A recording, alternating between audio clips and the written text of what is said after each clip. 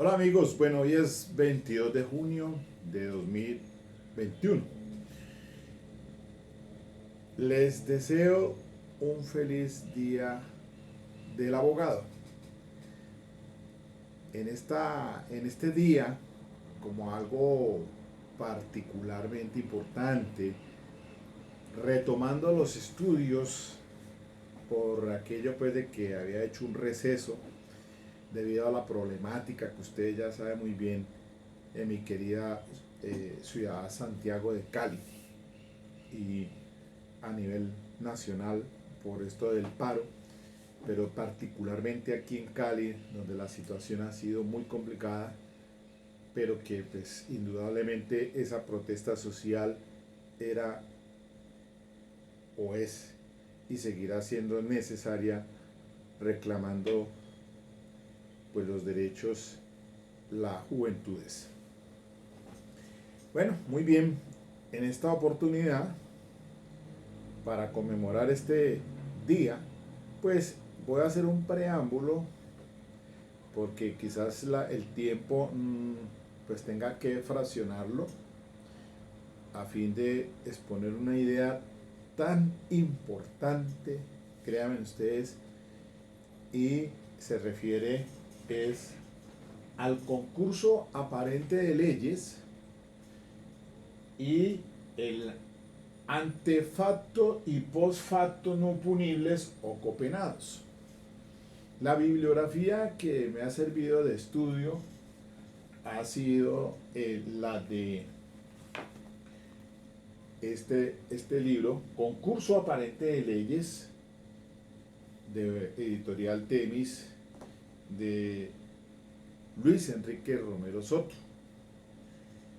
También La Ley y el Delito, esta es una obra recomendada, pues quizás pocos puedan tener o lograr conseguirla porque esto es una reliquia del maestro Luis Jiménez de Azúa. También otra obra que yo pues sí sé que es más asequible, pues es la del maestro Jesús Orlando Gómez López en su teoría del delito. Muy bien. Por allá, en mis épocas de estudios en la Universidad de Santiago de Cali, pude tener la oportunidad de conocer, porque fueron profesores míos, el doctor Jorge Enrique Valencia. Él fue magistrado de la Corte Suprema de Justicia, al igual que el doctor Edgar Saavedra Rojas. Si mal no estoy, ambos todavía viven, pero son de acá, de nuestro terruño, nuestro Valle del Cauca. Lo mismo que lo fuera el doctor Romero Soto, entre otras personalidades también de acá del Valle del Cauca que llegaron hasta esa Corte Suprema de Justicia. Profesor mío también, el doctor Álvaro eh, el doctor Álvaro el Álvaro Mazo Yepes, en paz descanse también, pero que llegó hasta el Tribunal Superior de Cali. Brillantes personas, abogados penalistas en aquella época en la Universidad Santiago de Cali de la década del 80. Pues bien, preguntas que uno pues se hace a veces, porque es que esto que vamos a revisar aquí es algo muy poco fácil de digerir, porque a la hora de calificar unos hechos jurídicamente relevantes, viene una problemática en cuanto a esa tipicidad y el fenómeno, pues cuando examinamos la norma del artículo del concurso que está señalado en el artículo 31, pues resuelve y dice que el que con una sola acción u omisión o con varias acciones u omisiones infrinja varias disposiciones de la ley penal o varias veces la misma disposición, quedará sometido a la que establezca la pena más grave según su naturaleza, aumentada hasta en otro tanto. Entonces, allí viene una primera gran problemática frente a este concurso aparente de leyes. Entonces dice el maestro Jorge Enrique Romero Soto, Luis Enrique Romero Soto, que el concurso aparente de leyes es un mecanismo para buscar cuál de las diversas disposiciones legales que aparentemente se puedan aplicar a un hecho es la que verdaderamente corresponde. Y entonces allí se acuden a unos principios de la especialidad, la subsidiariedad, la consunción y la alternatividad. Y que frente a este tema del antes o el antes del hecho, antefacto, y el post facto, no punibles o copenados, dice el maestro Romero Soto, que en cambio en el hecho copenado nadie duda que, al menos formalmente, se deban aplicar dos o más disposiciones legales, pero por consideraciones de diversa índole solo se aplica una. Más complicada la situación todavía. Y entonces yo sí tengo que hacer claridad aquí o hacer referencia de que el doctor Jorge Enrique Valencia fue uno de los magistrados de la Corte Suprema de Justicia, en la que de esa corte de por allá de la década del 80, en la que se dieron unas importantes reflexiones jurídicas. Y yo lo digo porque pues tuve la fortuna de escuchar a Jorge Enrique Valencia y también a Romero Soto.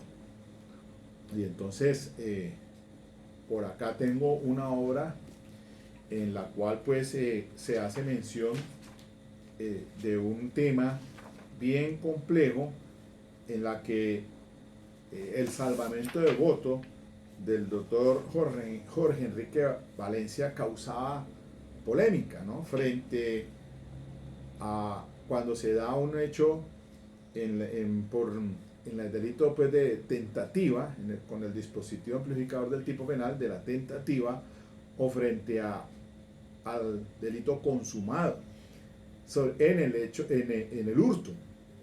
Entonces eran unas reflexiones que se hacían en ese entonces pues muy que llaman la atención. Ahora más adelante me voy a referir a ella, trayendo en la colación pues esa aclaración de voto que hiciera el magistrado Jorge Enrique Valencia frente a esa situación allí. Pero para centrarme en el punto, voy a comenzar entonces con lo del concurso aparente de leyes, y se dice que en esencia hay una unidad de ley que prohíbe una doble valoración de casos. No pueden existir dos normas diferentes que gobiernen un mismo caso. De pronto, de todas estas lecturas, la de Jiménez de Azúa y la de Romero Soto, me llama la atención, pues sobre todo con la de el profesor Jorge Enrique Romero Soto, porque él trae en la colación, o sea, hace referencia a los alemanes y de cómo percibían ya ese fenómeno en esos países. Primero en Italia, acordémonos pues que en dogmática fueron muy importantes, primero la escuela clásica y después la escuela positiva, y después dentro de lo que se da en el factor científico, los esquemas del delito con el esquema clásico, el neoclásico, el neocantiano, el finarismo y así sucesivamente hasta el día de hoy. Pero porque eso tiene y ocupa un estudio que se debe hacer necesariamente con esos criterios. Entonces, ahora que llegue a este tema del el copenado, pues es importante hacer referencia al maestro Belling. Y entonces se nos plantean problemáticas con casuística que estaba revisando aquí, de cómo se solucionan esos casos, para ir como metiéndonos en materia. Entonces, dice, por ejemplo, me llama la atención en unos casos que se dan aquí, por ejemplo, al tratar el asunto del principio de especialidad, porque pues todo por cuestión de tiempo no lo va a alcanzar a examinar, pero sucesivamente lo iré haciendo. Pero entonces, comenzando con este principio de especialidad, dice que se ha dicho que existe una relación de especialidad cuando una norma está contenida en otra, de tal manera que todos los elementos de aquella se encuentran en esta, la cual tiene, además, elementos que no se encuentran en la primera. En ese caso se aplica solamente la última, por el principio les specialis derogat legis generali. La relación de especialidad puede cambiar o no cambiar el título del delito. No puede cambiar ninguno de los hechos, por ejemplo, en el caso del homicidio por piedad, en el homicidio preterintencional, el homicidio culposo, no se puede cambiar por el homicidio en términos, por el homicidio del artículo 103, el homicidio en general. Pero sí ocurre ese cambio, por ejemplo, en las conductas punibles del fraude procesal con el delito de estafa, ya que en aquellos casos en que dentro de un proceso se haya acudido a artificios o engaños con el propósito de obtener un beneficio con perjuicio patrimonial ajeno, se pasa del fraude a la estafa, que viene a ser especial, o la conducta especial, por tener un mayor número de elementos. Y entonces nos habla el maestro Jorge Enrique Romero Soto de cómo algunos tratadistas hablan de la especialidad recíproca, pero que también puede quedar dentro de otros consideran que el asunto de resolverse a través del principio de subsidiariedad. Por ejemplo, quien abre una correspondencia y destruye una carta que es a la vez un documento privado, y en el conflicto de leyes entre violación de correspondencia y falsedad por destrucción, el documento privado se resuelve por subsidiariedad con el principio, con el predominio de la primera figura, o sea, violación de correspondencia.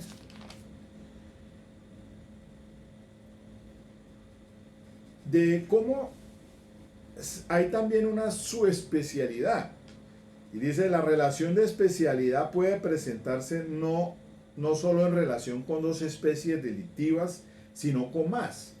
En estos casos prima la disposición más especial. Dice aquí la relación entre, por ejemplo, la relación entre daño en cosa ajena, daño en los recursos naturales y la propagación de enfermedades en recursos naturales. Los tres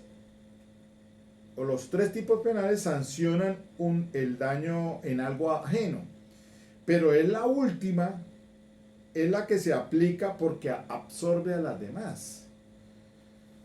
Son conocidas como una especialidad gradual. Una, va de lo más amplio a lo más reducido. O sea, de genus a speciem. Y de cómo también el maestro Romero Soto dice, hay una especialidad no gradual, que es la especialidad se predica de dos disposiciones, cada una de las cuales es especial frente a una misma disposición en general. Así, por ejemplo, dice, la muerte dada por piedad por el Padre al Hijo para poner fin a los intensos sufrimientos provenientes de una lesión grave o enfermedad grave o incurable. Ahí se enfrentan dos tipos penales, que es el artículo 104, que es el que señala pues el homicidio agravado, y el artículo 106, que es el homicidio pietístico, pero no en una relación gradual, pues ninguno de los dos es derivado del otro, sino que ambos se derivan del artículo 103, o sea, el 103 habla del homicidio en general. Hay una relación que no es vertical, sino horizontal. En este caso debe prevalecer la norma más especial, o sea, la del homicidio piadoso, ya que el homicidio agravado no contiene el ingrediente de la piedad. Es que estos estudios son tan de especial relevancia tenerlos, porque a la hora en que usted esté atendiendo un caso, cuando le den los hechos fácticos, pues entonces ahí tiene que estimarse todo lo relacionado pues con la tipicidad, porque así, por ejemplo, leyendo un poco más acá, cuando estamos frente a una conducta, por ejemplo, dígase usted, de alguien que se apropia de una cosa ajena, y entonces una cosa es apropiarse de esa cosa ajena abusando de la confianza depositada, como dice la norma. Por ejemplo, si miran ustedes el artículo 241, circunstancias de agravación punitiva. La pena imponible, de acuerdo con los artículos anteriores, se aumentará de la mitad a las 3/4 partes si la conducta se cometiere. Numeral segundo, aprovechando la confianza depositada por el dueño, poseedor o tenedor de la cosa en el agente. Y esto pues difiere del abuso de confianza, porque aunque el abuso de confianza, mira lo que dice en el artículo 249. Abuso de confianza: el que se apropie en provecho suyo o de un tercero de cosa mueble ajena que se le haya confiado, o, miren ustedes que es una disyuntiva, no es copulativa, o entregado por un título no traslativo de dominio, incurrirá en prisión de 16 a 72 meses y multa de tanto. Hay una diferencia entonces de aquella persona que ha comprado, por ejemplo, un televisor, pero el televisor está todavía siendo un artículo que no lo ha sacado porque no lo ha comprado, sino que lo sacó fiado, y entonces en ese artículo se le entrega con un título no traslativo de dominio, está en prenda, está con garantía. Entonces, en ese evento, si se vende ese artículo sin haberlo cancelado o pagado, pues ahí incurre entonces en un abuso de confianza. Y entonces la pregunta que se hace es, pero como la norma dice, el que se apropie. El verbo es apropiarse, el mismo que se utiliza para el artículo 239, cuando dice del hurto, cuando dice el que se apodere. Pero es que el verbo apoderarse no difiere en nada, es un, pues, apoderarse o apropiarse, pues es lo mismo, son sinónimos, son dos verbos, pero que dan a entender obviamente que es lo mismo. Una cosa, no hay diferencia porque es apoderarse o apropiarse, pues eso y significa lo mismo. Entonces, el hurto dice el que se apodere de cosa mueble ajena. Y el artículo 249, que es el abuso, dice el que se aproveche en provecho suyo o de un tercero de cosa mueble ajena. ¿Ven? Y en el hurto hay un propósito que es de obtener provecho para sí o para otro. Casi que el tipo penal podríamos decir que lo único que lo diferencia en este caso es, y diríamos nosotros, pero bueno, que se le haya confiado. Entonces diría, una persona que se apropia, entonces, ¿cuál es la diferencia frente al hurto con circunstancia de agravación punitiva del artículo 241 respecto del abuso de confianza? ¿Será que entonces se está violando allí la unidad de ley o la unidad de delito cuando dos normas no pueden no pueden ser diferentes que gobiernen un mismo caso? Entonces ahí ustedes tienen ahora jurisprudencia, claro, para distinguir el uno del otro. Eso es interesante en ese aspecto. Mire que para revisar un tema en este asunto del concurso de leyes, dice acá el maestro en su obra, maestro Romero, que la especialidad entre tentativa y el delito consumado. Se suele decir que en estos casos se entrecruzan las relaciones de especialidad y subsidiariedad.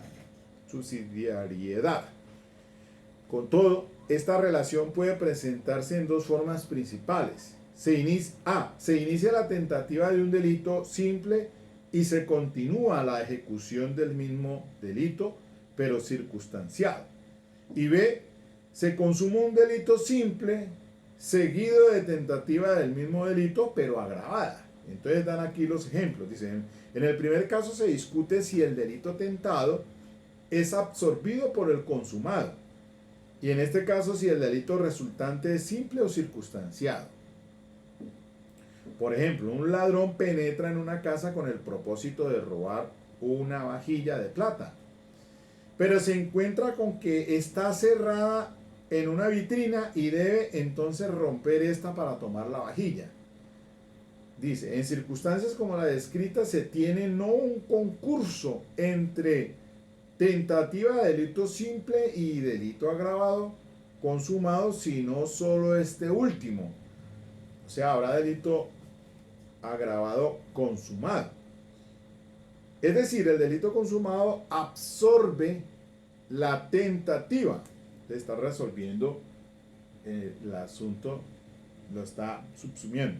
Es decir, el delito consumado absorbe la tentativa. En ese sentido están de acuerdo Frosali y Grispini. El caso inverso se tiene cuando lo que precede es el delito simple perfecto y lo sigue la tentativa del agravado.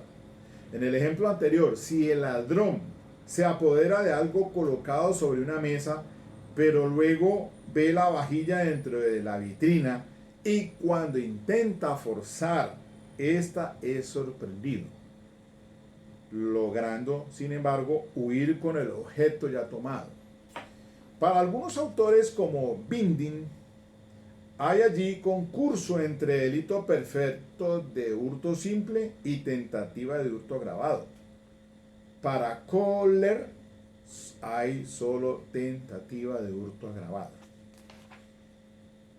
miren ustedes entonces lo interesante de esta disertación frente a ello. Miren, es que el maestro Jorge Enrique Valencia, brillante, el profesor, mi profesor en la universidad, en pregrado, y le traigo a la colación es su disertación de algo que lo colocaba o ponía a pensar.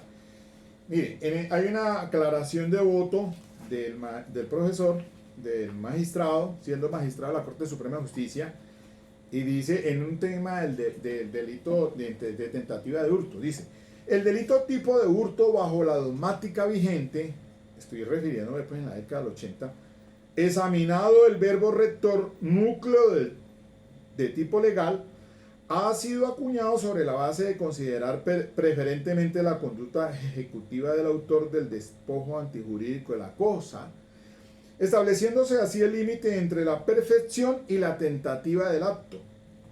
De todas maneras, la configuración de la acción típica furtiva se descompone en dos estadios. Activo el uno, poder de disposición, pasivo el otro, disposesión del objeto. Cuando una y otra fase convergen en la plenitud de su densidad antijurídica, se integra necesariamente la noción del delito.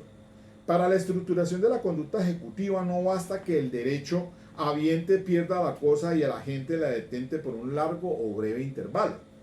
Hácese necesario la disponibilidad corporal y efectiva del objeto por parte del hurtador, lo que traduce el elemento subjetivo de la antijuridicidad. El concepto de apoderar implica algo más que la acción física, externa u objetiva de remover o quitar. Lo definitivo en la materia no es el desapoderamiento o la sustracción de la cosa. Si el agente carece de la idoneidad, capacidad o posibilidad de disfrutar a su talante, aún por breve tracto y sin solución de continuidad del bien ilegalmente apropiado, el criterio de disponibilidad, entre paréntesis, posibilidad real de disponer la cosa, cierro paréntesis, y no el desapoderamiento, entre paréntesis, mero desplazamiento del objeto, define la acción típica. Así, el agente del delito que es descubierto por el damnificado, la autoridad o un tercero en el momento mismo de evacuar el inmueble donde agotó el latrocinio, ciertamente se ve obstaculizado el decurso del ciclo criminoso y frustrada la perspectiva de disponer del bien ajeno. Igualmente la mucama que se apodera de joyas de su patrona, escondiéndolas en su habitación sin poderlas sacar de tal lugar contra sus propios deseos de hacerlas suyas, carece de la libre disponibilidad del disfrute. De similar manera, el ladrón que es detenido en situación concomitante al hecho o aquel que siendo perseguido por la propia víctima es alcanzado y sometido a la autoridad, tampoco tiene, a pesar del contacto físico con la cosa, capacidad fáctica de disposición. O sea que, a pesar de la flagrancia de estos supuestos y de estar en idéntica línea de ataque contra el patrimonio, el delito no se perfecciona mientras el delincuente no posea la disponibilidad potencial, así sea fugaz y transitoria, de someter el objeto a su autoridad y control más allá del acoso de trabas o impedimentos que perturben el ejercicio de actos posesorios. Solo cuando el agente, superado el desplazamiento, goce de un poder de hecho o de una facultad de disposición que le permita ejercer un señorío material sobre la cosa, no empece la circunstancia o momentáneo que ésta sea, podrá hablarse de un delito consumado y no tentado. Y así está, bueno, para no alargar más, pero esas eran las reflexiones que hacía el maestro Jorge Enrique, el profesor Jorge Enrique Valencia. Y entonces, hablando del hurto, quien se apodere de cosa o mueble ajena con el propósito de obtener, como dice la norma, con el propósito de obtener provecho. Y entonces, ¿qué tal si, por ejemplo, se da solamente con el fin de dañarla? No de apoderarse ni sacar provecho, sino de dañarla. ¿Qué figura tendríamos? Entonces, hurto el hurto del 239 o el daño en cosa ajena. Reflexiones de ese índole, entonces, es las que hacía pues el profesor en mi universidad y después magistrado de la Alta Corte Suprema de Justicia del doctor Jorge Enrique Valencia. Y entonces vienen cosas más interesantes como esta del antefacto y posfacto no punibles o copenados. Entonces aquí en esta eventualidad, pues se refiere como antecedente a Belling, quien en la más célebre de sus obras, titulada La doctrina del crimen, en alemán pues, pero la traduje, dice que se habló por primera vez de una zona exterior al delito, que él llamó Aussensum, y que comprende determinados actos antecedentes, colaterales y posteriores al delito que no hacen parte del núcleo del tipo, sino que se articulan alrededor de él. Son actos, dice ese autor, o sea, Belling, que están desprovistos por sí mismos de tipicidad, pero que recaen, por así decirlo, en la esfera de intereses del Tatbestand. En alemán el Tatbestand es ofensa y constituyen una unidad con él mismo. Y aquí entonces se articulan otros criterios en esta sistemática en las que el profesor Jorge Enrique Valencia decía que, según el concepto suyo, en nuestra opinión la más acertada de todas estas tesis es la última, es decir, la que sostiene que el fenómeno del hecho copenado es independiente del concurso de aparente de leyes.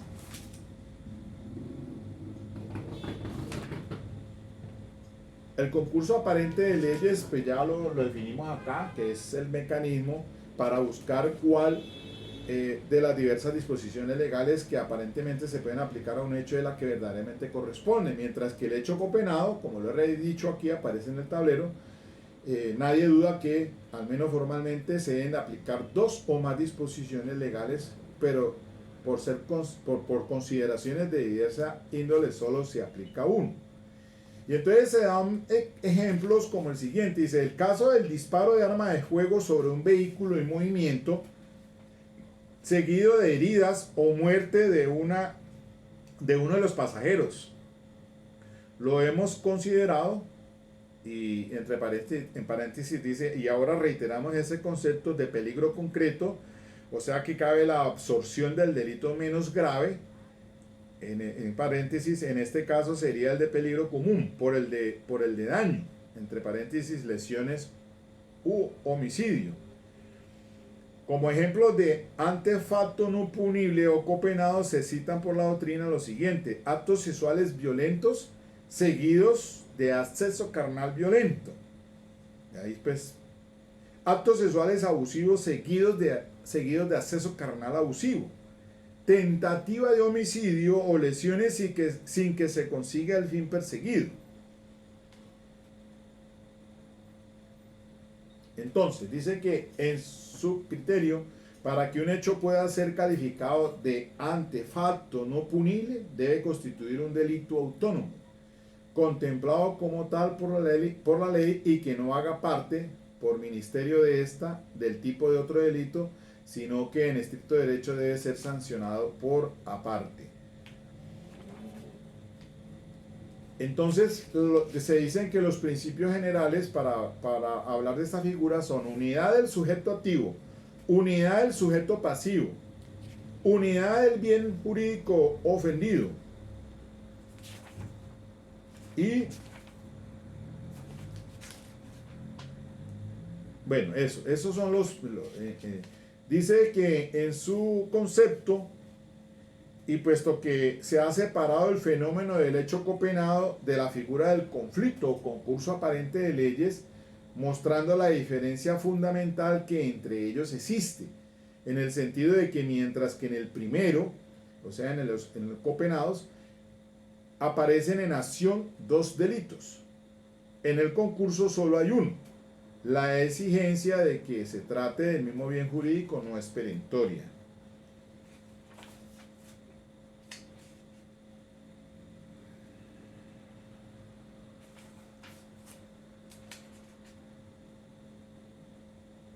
Es de advertir, dice el maestro Romero, que la figura del delito copenado no se extiende a aquellos casos en que el tipo de un delito abarca varias acciones, figura que ha sido llamado delito complejo, delito progresivo o delito en episodios, según los casos. En estos casos, la ejecución de los actos posteriores no corresponde a un delito diferente, sino al mismo. Tal es el caso de la falsedad en documento privado, que se compone de la falsificación en sí misma y del uso. En este sentido se pronuncian varios autores, entre los cuales hallamos a Prosdocimi, según el cual es inútil que el problema de la no punibilidad del post facto se plantee en aquellos casos en que es la misma interpretación de la norma incriminante la que puede hallar aplicación para excluir la existencia del concurso de delitos. Casos en que hay una explícita indicación normativa en el sentido de la no punibilidad del post facto. Piénsese, por ejemplo, en la posibilidad de la hipótesis del uso del documento falso por parte del que ha concurrido a la falsificación.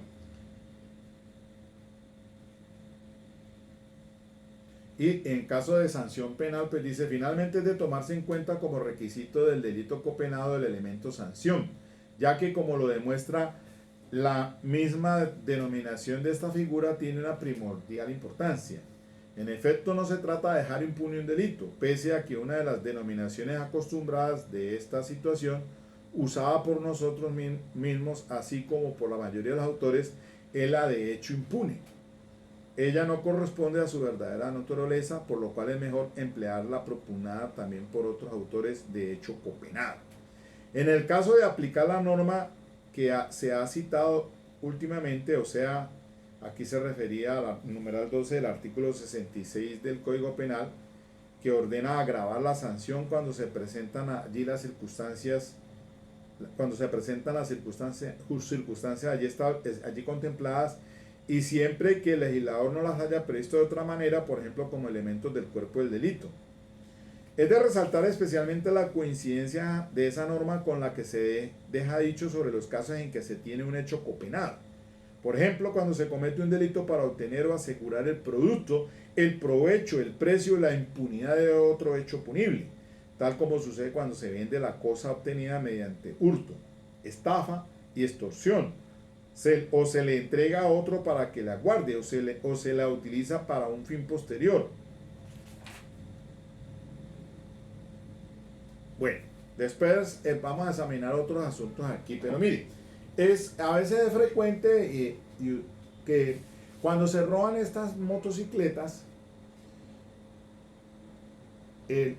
la delincuencia llama a su propietario pidiendo recompensa. Prácticamente es una clara extorsión. Entonces, esas son situaciones o circunstancias en las que pues uno diría, bueno, estamos ante un concurso de conductas punibles o estamos ante esta figura de antefacto y postfacto no punible o copenados. El caso de que cuando, por ejemplo, alguien tiene la intención solamente de lesionar a una persona, pero finalmente toma la determinación en un hecho progresivo o consecuente, matándolo. Entonces, diríamos nosotros, ¿de qué lo ponemos a responder entonces? ¿De la primera conducta o el segundo hecho? Entonces, a estos que se refieren estas situaciones, pues en las que, como dice el profesor Romero, se deben aplicar dos o más disposiciones legales, pero por consideraciones de diversa índole solo se aplica una. En el último caso que les digo, pues habrá que responder por ejemplo, un homicidio agravado. ¿Para qué le van a poner un concurso de figuras allí, no? Pues la finalidad, al fin de cuentas, el fin de la cuestión fue matar. Pero bueno, ese es estos son elementos que me parece a mí interesantes. Y miren que cuando hay que hacer también alusión de las circunstancias de agravación punitiva, de atenuación y de agravación punitiva, ¿no? Porque, y también lo de que señala el artículo 61 del Código Penal, las circunstancias de menor punibilidad pues son las del 55 y las del mayor punibilidad del 58. En ellas hay que apoyarse también para estimar pues las circunstancias de tiempo, modo y lugar en que se ocurre la ocurrencia de la conducta punible. Pero los fundamentos de la individualización para individualizar la pena del artículo 61 también tienen especial relevancia, porque miren ustedes que cuando dice la norma que establecido el cuarto o cuartos dentro del cual deberá determinarse la pena, el sentenciador la impondrá ponderando los siguientes aspectos: la mayor o menor gravedad de la conducta, el daño real o potencial creado, la naturaleza de las causales que agraven o atenúen la punibilidad, la intensidad del dolo, la preterintención o la culpa concurrentes, la necesidad de pena y la función que ella debe cumplir en el caso concreto. Además de los fundamentos señalados en el inciso anterior para efectos de la determinación de la pena, en la tentativa se tendrá en cuenta el mayor o menor grado de aproximación al momento consumativo, y en la complicidad al mayor o menor grado de eficacia de la contribución o ayuda. Esos son elementos que debe tener en cuenta el fallador. De tal suerte, mis queridos amigos, y ya con el tiempo por terminarse de esta hora académica, pienso yo que viene pues me parece muy importante recapitular estos aspectos que pues digo yo, no, esto no es de ahora, esto ya pues la bibliografía que les dejo de consulta, aunque pues no es mucho lo que ahonda el doctor Jesús Orlando Gómez y tampoco Jiménez de Azúa. Quizás fue más explícito en esta obra del concurso aparente de leyes del maestro Romero Soto, pero quizás sabe que estos aspectos solamente pues uno revisando incluso la misma jurisprudencia de Sala de Casación Penal de la Corte Suprema de Justicia, pues es la que enriquece estos asuntos. Yo por acá pues tengo una obra de consulta de derecho penal general y especial. Esto ya está hasta descuadernado. Esta es de la Escuela Judicial Rodrigo Lara Bonilla, curso de capacitación para jueces, pero pues esto ya tiene su tiempito. Esto fue impreso en 1989, ayer nomás. Bueno, pero estos son temas de reflexión, créanme, y que pues puede hacer que este asunto de la dogmática es de especial relevancia, aparte pues de todo lo que ya conocemos y hemos revisado acá con el procedimiento procesal penal, pero no hay que dejar de lado esto, porque esto es el pan de cada día en tema de estas modalidades, estas figuras que pues iremos, voy a hacer aquí de pronto ahondar un poco más con casuística incluso, porque es allí. Excúsenme si hay algún tema aquí que no me ha sido demasiado claro, no les he puesto a fondo, pero créanme que esto no es fácil, pero es muy, muy, muy, muy interesante.